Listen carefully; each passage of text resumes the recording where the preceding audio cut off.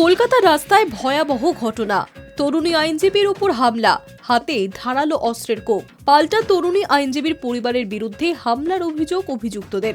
একে অপরের বিরুদ্ধে চারু মার্কেট থানায় লিখিত অভিযোগ দায়ের। অভিযোগের ভিত্তিতে তদন্ত শুরু করেছে চারু মার্কেট থানার পুলিশ। কিন্তু ঝামেলার সূত্রপাত কোথায়? সূত্রের খবর, অবৈধ পার্কিং এর প্রতিবাদ করেছিলেন ওই তরুণী। তখনই তার হাতে কোপ মারা হয় বলে অভিযোগ। কিন্তু যাদের বিরুদ্ধে অভিযোগ তুলেছেন তিনি, তারা তরুণীর বিরুদ্ধে পাল্টা অভিযোগে সরব হয়েছেন।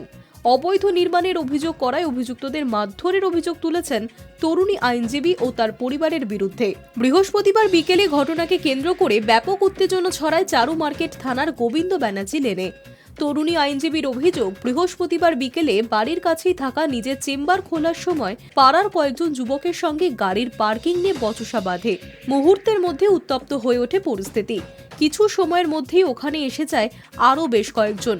অভিযোগ, তারপরই তাকে মারধর, গালিগালাজ, এমনকি খুন ও ধর্ষণের হুমকি দেওয়া হয় বলে অভিযোগ। ধারালো অস্ত্রের কোপও মারা হয়।